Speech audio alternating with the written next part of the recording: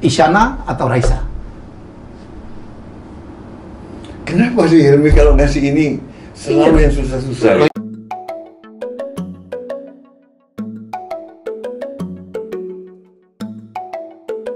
Sebelum kita mulai, saya ada rapid test.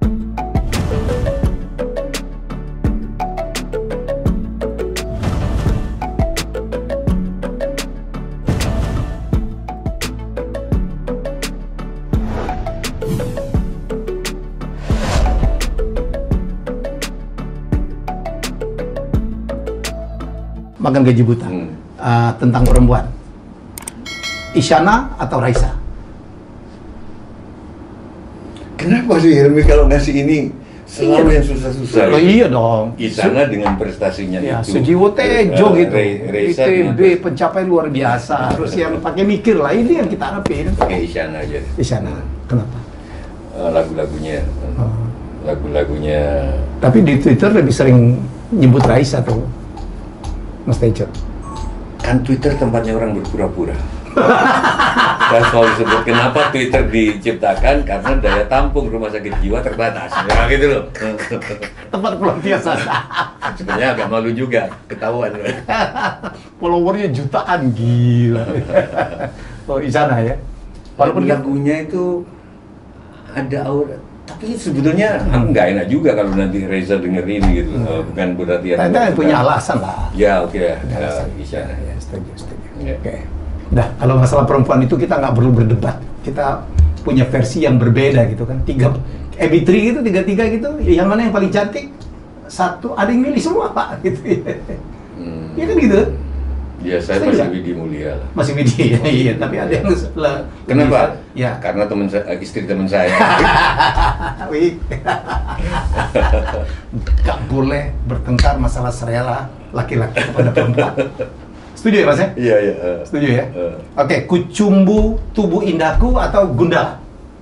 Dua-duanya Mas Tejo main. Aduh.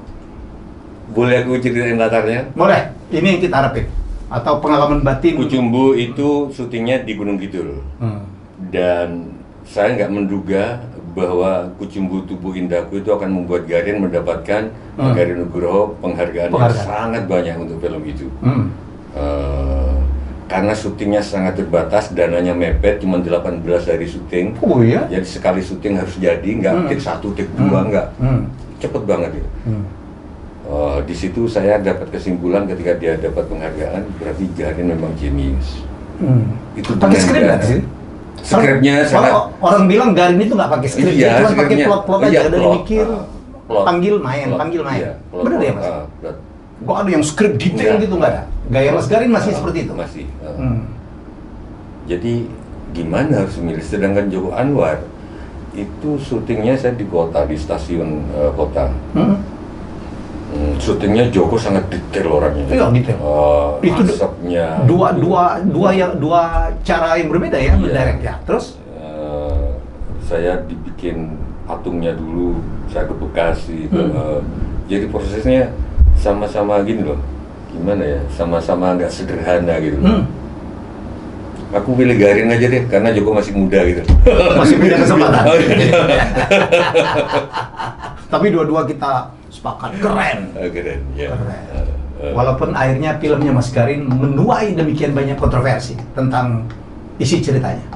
Ya, habis gimana ya? Itu kan fakta ya, fakta dalam Kita kesenian dalam ya. agama disuruh berpikir. Ini Ya. kalau agama berkali-kali ngomong, agama yang saya anut berkali-kali ngomong, berpikirlah. Ya. Kenapa engkau tidak menggunakan akalmu? Ya. Kenapa itu banyak banget? Ya kan? Oke. Nah, kalau aku menggunakan akal karena aku bidangnya kesenian, ya kita di kesenian, ya otomatis aku baca saja karya-karya ilmiah. Iya. Tapi saya selalu terhadap Garin ngadepin ini nggak emosional juga. Dia mengatakan kalau memang nggak setuju proses hukum. Saya kira gitu. Nah, Joko Anwar ya masih panjang lah. Jadi bukan saya nggak suka Joko, tapi Joko detail juga kalau ngerjain. Dan sutradara masa depan kita ya. Sudah ke internasional. Iya. Mas, kita ngomongin tentang berkesenian. Banyak pelaku seni ya, pekerja seni, termasuk pendukung ya. Itu selama corona ini kan kehilangan pekerjaan atau berkurang pekerjaan. Saya dengar Mas Tejo punya sebuah rencana ya? Oh iya, tanggal 30 Agustus? Tanggal 30 Agustus. Oke. Kami hadir bersama 50 seniman dari Jogja dan Solo. Dimintai tolonglah untuk mementaskan, ya kami pentaskan nanti tanggal 30 berupa dongeng. Dongeng yang diperluas dengan tari, dengan musik, namanya Cek Aing. Cek Aing bahasa Sunda menurutku. Jadi Cek Aing itu karya filsuf tasawuf sufi besar tanah Pasundan, namanya Kiai Haji Hasan Mustafa, kelahiran Garut. Cek Aing Allah ma batur, cek batur Allah ma aing, cek aing Allah ma eta, cek eta Allah ma aing, cek aing Allah ma saha, cek saha Allah ma aing. Syairnya dari beliau, saya cuma bikin melodinya. Jadi kira-kira ini pelajaran tasawuf. Kataku Tuhan adalah sesuatu yang lain, pihak lain. Kata pihak lain Tuhan adalah aku. Kataku Tuhan adalah itu, kata itu Tuhan adalah aku.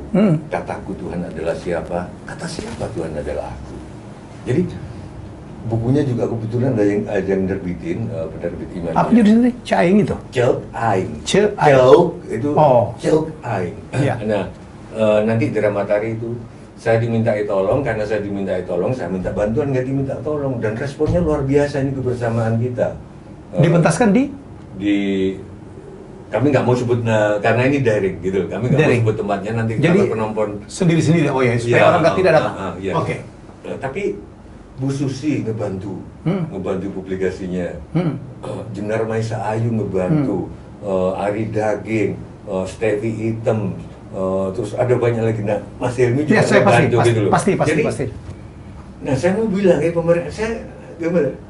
Ini loh kebersamaan kita gitu loh. Ini gimana? Kita punya modal ini gitu loh. Saya malah ya dikasih ruangan ini yang semula wawancara tanpa untuk ini, ternyata sekarang Mas Helmi pasti Mas, kita Desember 30 Agustus. 30 Agustus. Ya. Pentas Cek Aing itu tentang streaming, Mas. Streaming. Nanti ditayangkan di apa ya? Channelnya siapa? YouTube-nya siapa? Mas. Pokoknya yang yang ada beli tiket lewat itu loh. Beli tiket. Oke. Tiket ya, supaya mendidik masyarakat juga, supaya nggak gratisan gitu loh. Sekarang kan kalau gratisan nggak enak nanti. Ya mungkin 10.000 atau berapa gitu. Yang penting itu kan bagian dari penghargaan dan juga dipergunakan untuk membantu para seniman-seniman itu, Mas Tejo ya. Jadi berapa orang yang terlibat, Mas Tejo? 50-an. Itu Solo sama Jogja. Penari? Enggak. Macam-macam juga. pemusik, kalau penari, penabuh, pernah ya? dengar Eko PC. Nah, Eko PC koordinator tari. Eko PC juga tiba-tiba, oke Mas, aku bantu. Ini terus Agus Nur, oke aku bantu. Eko yang koreografer itu. Dia akan gitu loh. Yang Asian Games ya? Iya. Jadi Agus Nur nulis apa? Skenario? Nulis skenario-nya dan nyutradari. Oke Mas, bantu. Gitu. Gimana coba aku? Aduh, gimana nih? Mas Butet terlibat? Mas Butet lagi ada kerjaan lain. Oke. Jadi ya nontonlah, beli tiket lah. Ya, saya jadi sekali lagi untuk para viewers, subscriber saya, tolong kita bantu ya. Jadi siapapun yang menonton, sampaikan ini. Ini ada satu kegiatan besar, menghidupkan kesenian, membantu para seniman, juga menghargai sebuah kebudayaan. Mari kita sama-sama sukseskan apa yang kita bisa bantu.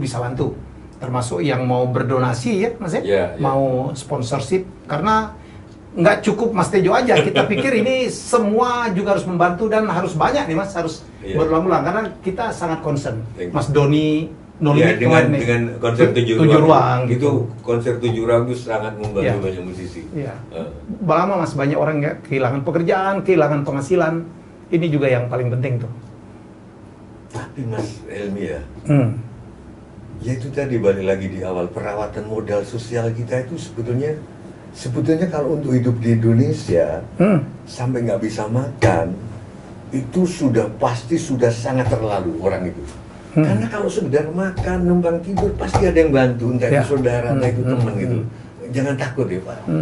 Aku ngomong ini itu tinggal government itu merawat kekompakan ini dengan cara menutup saling curiga satu sama lain. Jadi mau dari partai PAN, mau dari pendukung Gibran atau enggak, kalau datang ke rumah ya lu kasih makan, gitu loh. Nggak ada soal lah. Mau nggak setuju Gibran nyalon, ya itu haknya lah. Kalau nggak setuju monggo, setuju monggo. Yang penting jangan berantem. Gitu jangan berantem dan jangan saling hujat loh. Iya. Nah itu yang terus membuat kebersamaan ini. Karena kecurigaan langsung ada lagi. Nanti apa? Siapa yang bikin masker? Siapa nanti yang bikin kaos terus ini vaksin? Oke. Oh, kenapa direktur pucuk tertinggi nggak mau jadi dicoba vaksin? Iya. Padahal menjadi relawan. Putin anaknya aja disuntik. Putin malah mengatakan ya. Gitu loh. Iya. Udahlah nggak usah, kalau memang menteri ini nggak mau ya udah biarin. Kenapa sih itu loh? Itu kan hak orang kan. Bahwa pucuk tertinggi harus jadi mengorbankan dirinya dalam tanda kutip, itu kan masalah budaya yang beda-beda. Mungkin di Rusia begitu. Presiden ini Filipina Duterte malah dikatakan saya akan menjadi orang pertama yang disuntik. Nah, Filipina budayanya, tapi nggak usah terus, Pak Jokowi gimana kok nggak mau disuntik itu Duterte, seperti Presiden Filipina. Nggak usah, beda. Ya sama aja Lebanon mundur kan PM-nya, Lebanon yang terus nanti menuntut kenapa Menteri Keuangan nggak mundur? Itu yang bikin kekacauan. Ya udahlah, itu Lebanon, caranya sendiri. Ada budaya. Nah ini yang terus membuat kebersamaan kita yang sudah ada sejak awal-awal. Ada temanku namanya Juki, itu Marjuki hip hop di Ningrat, Jogja. Itu sampai di awal-awal itu bikin beras apa namanya? Organik, di daerah Prambanan. Untuk petani, kehidupan petani juga gerak kok. Do something. Ada orang yang nanam jeruk, terus ada orang yang nanam pohon cipluan itu apa ya bahasa Indonesianya? Ya itu kayak buah. Ada yang nanam anggur, ada yang semua punya kegiatan menghidupkan. Karena yang penting jangan sampai nggak makan. Dari segi itu kita optimis, tapi dibentur-benturkan lagi ini oleh ada ustadz, dia nggak menghina orang Jawa, ada dia nggak menghina suatu kelompok profesi, dia itu loh gimana sih, sampean lebih punya power loh, karena aku nggak punya channel kayak sampai 300-400 ribuan, ngomong dia aja, udahlah kalau ada gitu-gitu nggak usah ditanggapi, nggak usah di-retweet, nggak usah. Kenapa sih? Itu sampean yang ngomong gitu loh, jadi. Ya setuju. Saya bilang saya tuh baca Mas, ini kan selalu ada komennya lucu-lucu. Nyerang, saya jadi serang. Ya nggak apa-apa, saya juga bukan orang juga yang bebas dari kesalahan gitu. Kadang-kadang saya selalu ngomong, saya bikin bedah rumah aja Pak. Di mana salahnya sih Pak? Nggak pakai dana mereka, kita menolong orang gitu. Ada loh yang nggak setuju tuh yang ngatain juga ada gitu. Uang kaget. Ada aja angle mereka untuk itu. Jadi kita kadang-kadang kita menyampaikan satu yang sangat bagus pun ada yang nyerang Pak. Jadi ini yang sekarang kita hadapi sekarang Pak. Bukan yang nggak mau diserang, boleh dikritik, boleh banget. Ya pakai kalimat-kalimat yang santun ya kan, yang nggak mesti segitulah. Tapi saya senang bahwa Indonesia masih utuh Pak, yang kita jaga betul. Tetapi di dalamnya ada ya. Tapi saya adalah orang yang juga sangat menghargai perbedaan pendapat, tetapi cara menyampaikannya yang harus dengan cara yang baiklah. Nggak tahu kalau Mas Tejo. Ada satu kepiting merah, ini yang sering saya kepiting merah, aku lupa namanya, bukan kepiting merah yang jalannya miring gitu, apa namanya? Kalau ditaruh di baskom itu ya, begitu satu mau naik, mau keluar dari baskom, ditarik. Sama yang lain-lain. Setiap kali naik ada lagi yang naik, ditarik lagi. Rajungan. Bukan kepiting merah. Merah lebih kecil lagi. Aku lupa namanya. Oke. Setiap ini misalkan baskom, dia mau naik, tarik lagi. Itu yang saya perumpamakan ketika dulu Inul mau menginternasional, ya kan? Ya. Inul ditarik lagi sampai demo di HI, bundaran HI kan. Ketika Agnes Monica mau internasional, wah dicemooh ini ditarik lagi. Termasuk ketika Indonesia dibilang mau bikin COVID atau udah dicemooh. Masa mungkin sama Indonesia, itu loh maksud saya. Nah, bolehkah aku berkesimpulan bahwa kita itu gotong royongnya kuat, tapi selama sama-sama menderita, gitu. Tapi kalau ada satu yang akan berprestasi, jangan, gitu loh. Boleh nggak aku komentar itu? Anak bangsa yang akan berprestasi pasti ditarik-tarik lagi. Tapi bukan juga sikap secara keseluruhan orang Indonesia, Pak. Kalau menurut saya ya. Itu yang saya bilang tuh, kita tuh kadang-kadang nggak kompak.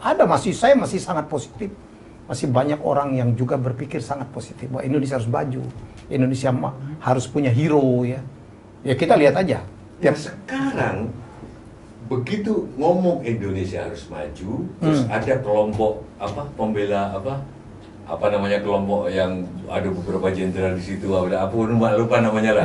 Ada kelompok oposisi. Ya oposisi intinya, ya, tapi intinya penyelamatan Indonesia. Penyelamatan Indonesia. Kami. Ya apapun lah ya. Tapi diserang sama yang lain sudah. Untuk kelompok orang-orang gagal. Gimana coba? Kenapa nggak dilihat dulu apa yang akan mereka kerjakan? Apa yang mereka sampaikan. Tapi kalau kita ngomong gini nanti dikira ngebela kami kan, wah iya. Dan sudah membela itu aku pusing aku gini. Ini ada katanya mau menyelamatkan bangsa. Wah itu orang-orang gagal itu, begitu kan? Barisan sakit hati. Barisan sakit hati. Ini loh mas, gimana ini gitu? Tapi begitu kita ini bisa dikomentari ngebela kami loh. Padahal enggak. Lihat aja siapapun boleh mendirikan itu, lihat dulu kerjanya. Mau ngapain jangan awal-awal. Nah kembali ke kepiting tadi. Mungkin karena nggak ingin dia naik. Menurut saya enggak kok Pak, enggak semuanya begitu. Itu yang saya bilang enggak kompak kita itu. Enggak semuanya begitu, percayalah. Kita bangga Pak, ada orang Indonesia yang berprestasi ini, anggun goes internasional. Kita bangga, walaupun ada juga yang mempermasalahkan. Enggak lagi warga negara Indonesia. Kita tuh pinter banget mencari angle. Kasus Weird Genius enggak ya? Apa? Weird Genius itu yang ditarik-tarik atau enggak? Atau orang happy dia go internasional? Happy. Ada yang sebagian happy, ada juga enggak Pak. Ada yang lihat Reza Arabnya ngomongnya apa? Yang itu Weird Genius. Iya. Itu ada di Times Square. Kalau saya mah bangga Pak. Lah iya. Tapi kan kalau nggak salah ada itu klinik itu. Iya. Ya itulah saya bilang, orang bisa ngomentarin dari berbagai macam pandangan yang kadang-kadang kita nggak mikir. Kok ada ya pandangnya kayak gitu Pak? Nah makanya saya bilang. Sekarang kenapa waktu TVRI Timnas itu sama Malaysia itu bisa rating 1?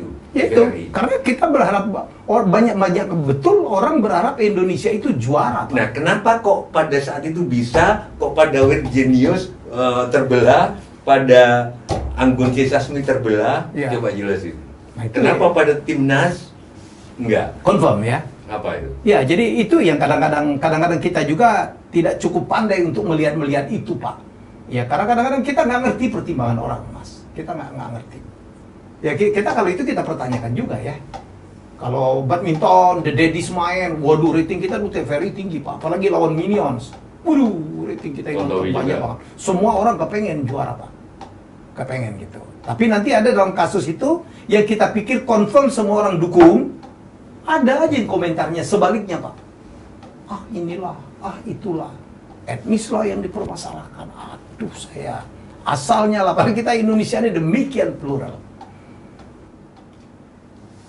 Gimana ya kalau para pemimpin, sekali lagi bukan karena kita mau lepas tangan, karena mereka yang punya kuasa itu, punya tangan. Saya pikir Pak, inilah nilai-nilai Pancasila dengan adanya BPIP, ya, saran kita supaya nilai-nilai Pancasila itu disosialisasikan secara baik, dicontohkan gitu. Saya dulu waktu di TVRI kita bikin gue Pancasila Pak. Gimana anak muda memaknai Pancasila, Minions gitu, tidak melihat mereka apa rasnya, sukunya seperti apa, tapi Indonesia luar biasa.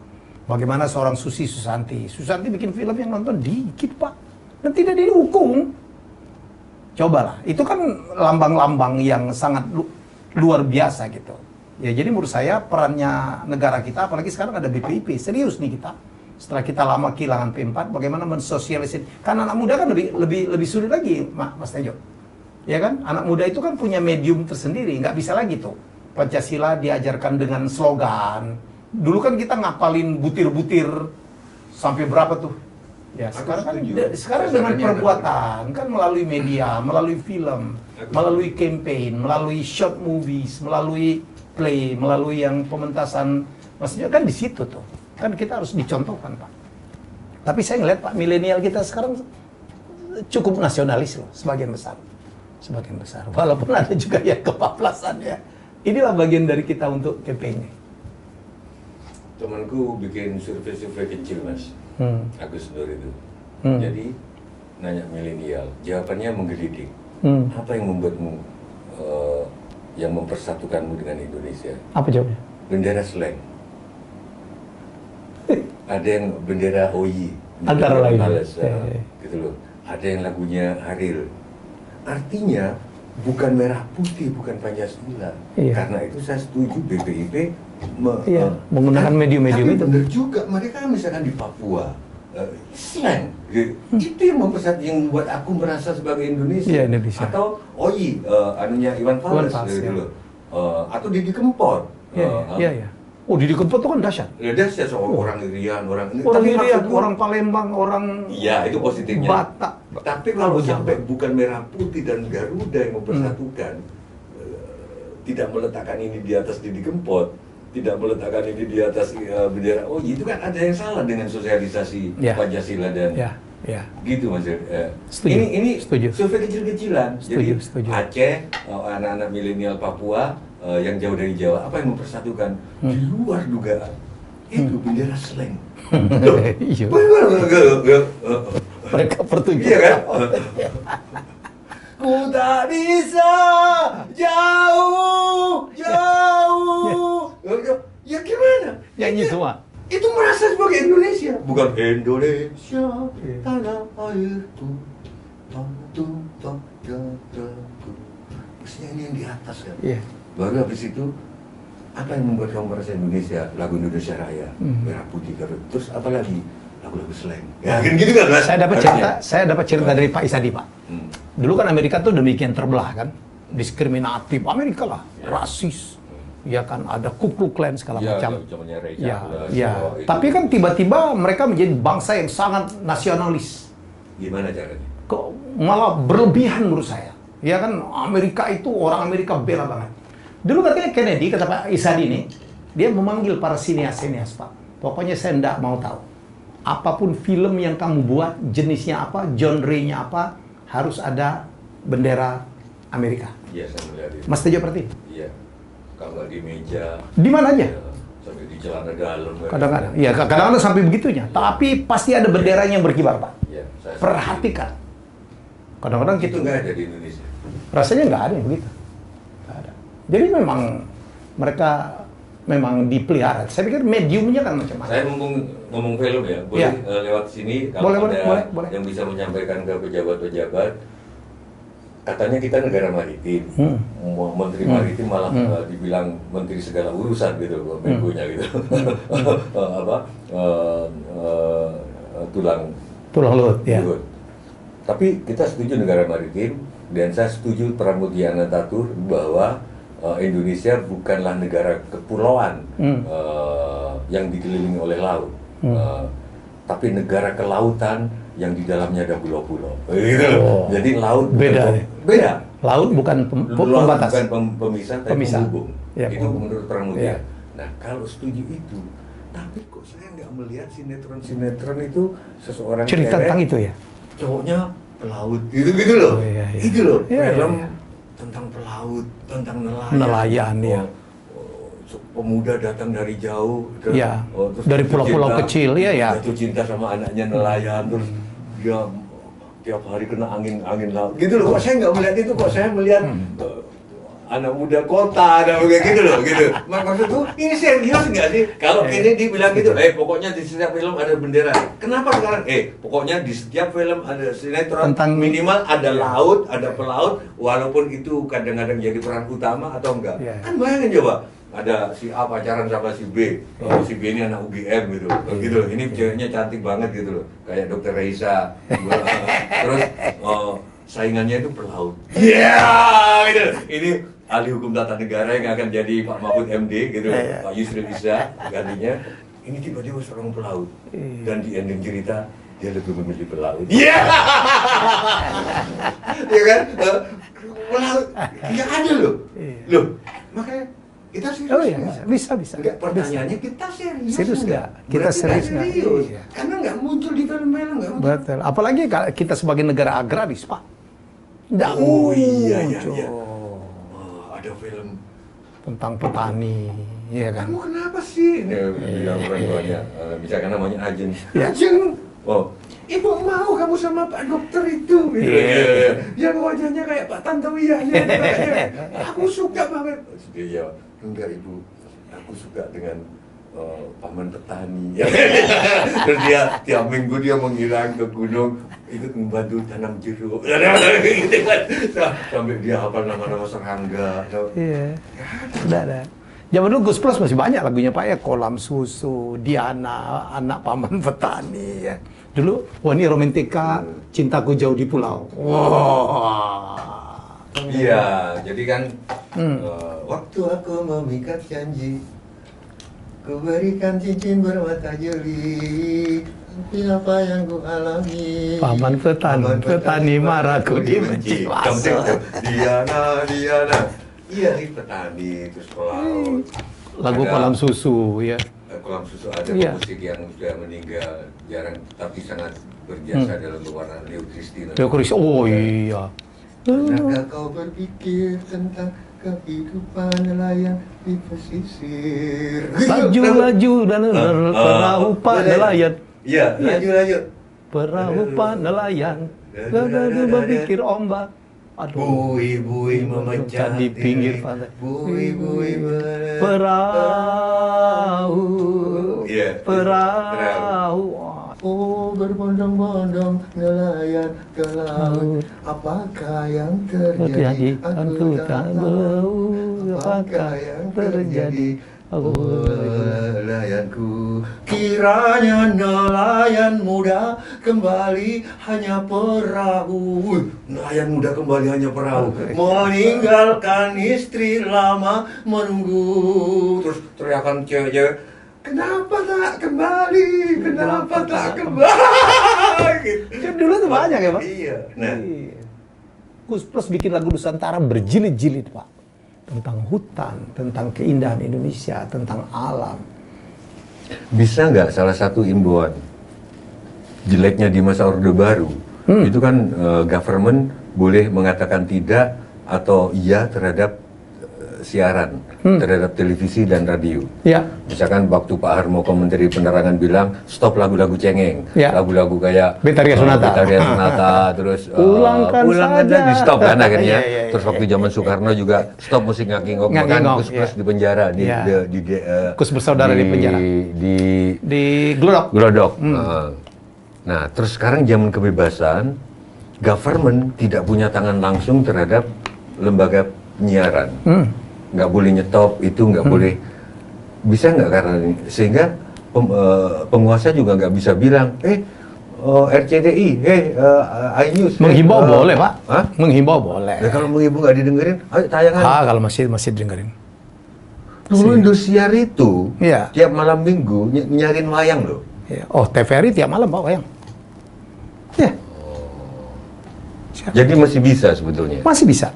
Mengimbau, caranya mengimbau. Nah sekarang bisa nggak diimbau setiap penyiaran membawakan lagu-lagu tentang petani, tentang laut? Bisa. Kenapa nggak dilakukan?